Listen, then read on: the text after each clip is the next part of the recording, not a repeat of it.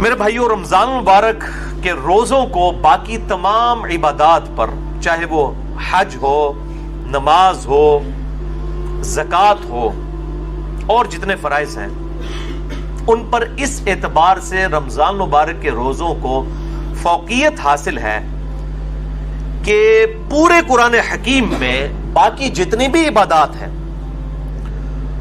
ان کی detail scattered form میں ہے، بکھری ہوئی حالت میں. یعنی اگر میں کہوں کہ حج کے ٹاپک پہ آیات کہاں ہیں، وہ سورۃ البقرہ میں بھی ہیں، سورہ آل عمران میں بھی ہیں، سورۃ الحج کے اندر بھی ہیں. نماز کے ٹاپک میں تو کئی ایک صورتوں میں یہ ایشو ڈسکس ہوا ہے. اسی طریقے سے زکوٰۃ بھی سینکڑوں جگہ پہ ڈسکس ہوئی ہے. لیکن رمضان المبارک کو یہ فوقیت حاصل ہے کہ رمضان المبارک کا جو ٹاپک ہے پورے قرآن میں صرف ایک ہی جگہ پہ ڈسکس ہوا ہے، پورے قرآن میں، اور وہ سورۃ البقرہ کا رکوع نمبر ہے 23. 6 آیات میں آیت نمبر 183 سے لے کر 188 تک. سورۃ البقرہ آیت نمبر 183 سے 188 تک جو آپ نے قرآن حکیم میں کھول رکھی ہے، اس میں رمضان المبارک کے ٹاپک کو ڈسکس کیا گیا ہے. پورے قرآن کے اندر اس ایک مقام کے علاوہ نہ کہیں پہ کسی روزے کا ذکر ہے، نہ رمضان مبارک کے حوالے سے کوئی ڈیٹیلز آئی ہیں سوائے اس ایک موقع کے. یہ 6 آیات انشاءاللہ ہم آج کور کریں گے، اور اس میں 6 آیات کے اندر 5 سب ٹاپکس ڈسکس ہوئے ہیں چھوٹے چھوٹے. میں وہ ساتھ ساتھ کلیریفائی کرتا چلا جاؤں گا. اعوذ باللہ من الشیطان الرجیم، بسم اللہ الرحمن الرحیم. سورۃ البقرہ رکوع نمبر 23 آیت نمبر 183 سے لے کر 188 تک. پہلے 2 آیات ہم ڈسکس کریں گے، آیت نمبر 183 اور 184، جس میں ٹاپک نمبر 1 ہے رمضان مبارک کی اہمیت اور مقصد کیا ہے اور اس کی فرضیت. اعوذ باللہ من الشیطان الرجیم، بسم اللہ الرحمن الرحیم. یا ایھا الذین آمنوا کتب علیکم الصیام، اے ایمان والو تم پر روزے فرض کیے گئے ہیں. کما کتب علی الذین من قبلکم، جیسا کہ تم سے جو پہلی امتیں گزری تھی ان پر بھی روزے فرض کیے گئے تھے. یہ امت محمدیہ صلی اللہ علیہ وآلہ وسلم کا خاصہ نہیں ہے، بلکہ جس طریقے سے نماز بھی اگلی امتوں پر فرض تھی، اس کے طریقے میں فرق ہو سکتا ہے، اسی طریقے سے روزے بھی اگلی امتوں پر فرض کیے گئے تھے. اور مقصد کیا تھا؟ لعلکم تتقون، تاکہ تم متقی بن سکو. تقوی کا جو روٹ ورڈ ہے عربی میں وہ ہے وقا. وقا کہتے ہیں عربی میں بچنے کو. یعنی جس شخص کو یہ یقین ہو کہ کسی ہستی نے میری مرضی کے بغیر مجھے پیدا کیا ہے اور وہ میرے ساتھ کچھ بھی کرنے پر قادر ہے، اس کے خوف کی وجہ سے، اس کے ڈر کی وجہ سے گناہوں سے بچنا اور فرائض پر استقامت اختیار کرنا، یہ ہے تقوی.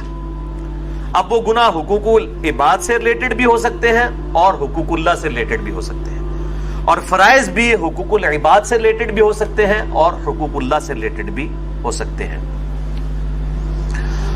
سورۃ الحجرات میں واضح طور پر آیا ان اکرمکم عند اللہ اتقاکم، بے شک تم میں اللہ تعالیٰ کے نزدیک سب سے عزت والا وہ ہے جو زیادہ متقی ہے. اور رمضان کا مقصد بھی تقوی ہے. اب مجھے ضمناً حدیث یاد آئی جو بخاری اور مسلم دونوں میں موجود ہے. کتاب النکاح چیپٹر میں یہ پہلی حدیث ہی آپ کو مل جائے گی، صحیح بخاری میں بھی، صحیح مسلم میں بھی اور مشکات میں بھی، نکاح والے چیپٹر میں، کہ آپ صلی اللہ علیہ وآلہ وسلم نے فرمایا، اے نوجوانوں کے گروہ، تم میں سے جو نکاح کی استطاعت رکھتا ہو اسے چاہیے کہ وہ نکاح کرے. یہ چیز اس کے شرمگاہ کی حفاظت میں مدد کرے گی اور نگاہوں کو نیچا رکھنے میں اس کو سپورٹیو ہوگی. اور جو نکاح کی استطاعت نہ رکھتا ہو، یعنی فائنینشلی اس کو سپورٹ نہ کر سکتا ہو ازدواجی زندگی کو، تو وہ روزے رکھ کر اپنی شہوت کو ٹھنڈا کرے. یعنی روزہ جو ہے یہ تقوی کے حصول کا ایک ذریعہ ہے. ایام معدودات، گنتی کے چند دن ہیں، یہ رمضان کا جو مہینہ ہے اور روزے ہیں. فمن کان منکم مریضا، بس جو کوئی تم میں مریض ہو، اس میں بھی ایکسیپشن دے دی کہ اگر مریض ہو، او علی سفر، یا وہ سفر میں ہو، فعدۃ من ایام اخر، تو وہ اپنی گنتی کو باقی دنوں میں پورا کر سکتا ہے. اب وہ سفر چاہے آرام دہ ہو یا غیر آرام دہ ہو، اس سے کوئی سروکار نہیں ہے. سفر میں وہ روزہ چھوڑ سکتا ہے، لیکن باقی دنوں میں گنتی پوری کرنی ہوگی. باقی اس کی ڈیٹیلز انشاءاللہ فقہی احکام و مسائل ہم اگلی نشست میں ڈسکس کریں گے. وَعَلَى الَّذِينَ يُطِيقُونَهُ فِدْيَةٌ طَعَامُ مِسْكِينٍ، اور وہ لوگ جو بڑی مشکل سے طاقت رکھتے ہیں روزہ رکھنے کی، یعنی بہت بوڑھے ہو چکے ہیں، بیمار ہیں، یا اسی طریقے سے کوئی حاملہ عورت ہے، کوئی دائمی مریض ہے شوگر وغیرہ کا، اس طرح کی جو صورتحال ہو، فدیۃ طعام مسکین، وہ فدیہ دے سکتا ہے مساکین کو. فمن تطوع خیرا فہو خیر لہ، اور جو کوئی اس سے بھی زیادہ اللہ کی راہ میں خرچ کرنا چاہے، یعنی ویسے تو ایک روزے کے بدلے ایک مسکین کو ایک وقت کا کھانا ہے، اگر کچھ زیادہ مساکین کو کھلانا چاہتا ہے، جتنا گڑ پاؤ گے اتنا ہی میٹھا ہوئے گا، تو اس کے لیے اتنا ہی بہتر ہے. وَأَن تَصُومُوا خَيْرٌ لَكُمْ، اور اگر تم روزہ رکھو تو اسی میں تمہارے لیے بہتری ہے. یہ نہ ہو کہ تھوڑی سی بیماری اور بہانہ کر کے کہو جی میں تو فدیہ ہی دے دینا، روزہ رکھنے کی کڑی لوڑ ہے. اِن كُنتُمْ تَعْلَمُونَ، اگر تم جانتے ہو تو روزہ رکھنے میں ہی بہتری ہے. یعنی انسان سب سے بڑا خود اپنے اوپر جو ہے وہ گواہ ہے اور مفتی ہے، وہ بہتر سمجھتا ہے کہ مجھے کس طریقے سے چیزوں کو لے کر چلنا ہے. جیسے دنیاوی منفعت کے لیے وہ انسان چھوٹی چھوٹی چیزوں کا خیال رکھتا ہے، تو آخرت کے اعتبار سے بھی وہ خیال رکھے.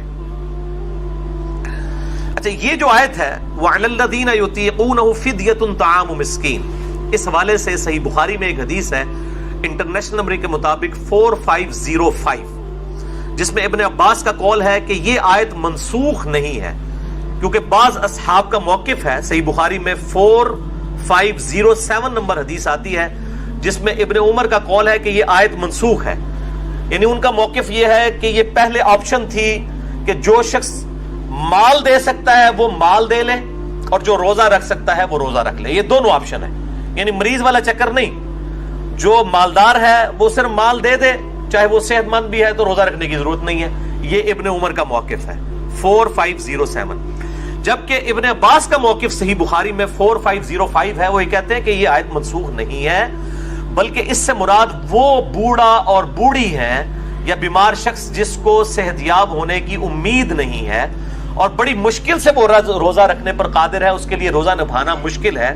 جیسا کہ بعض کا شوگر کی بیماری ایسی ہو سکتی ہے کہ انسان کے لیے مشکل ہو جائے آج کے دور کے اندر، یا بڑھاپا خود بہت بڑی بیماری ہے، کوئی 80-90 سال کا کوئی بزرگ ہے اور وہ روزہ نہیں رکھ سکتا، تو اس کے لیے یہ آپشن ہے کہ وہ اس کے بدلے فدیہ دے دے، ایک وقت کا مسکین کو کھانا کھلا دے. صحیح بخاری میں آتا ہے انس بن مالک جب بوڑھے ہو گئے تھے، ان کی عمر 100 سال کے قریب تھی، تو روزانہ وہ ایک مسکین کو کھانا کھلایا کرتے تھے گوشت کے ساتھ، دال نال نہیں، گوشت نہ، اللہ کی راہ میں گوشت کے ساتھ کھانا.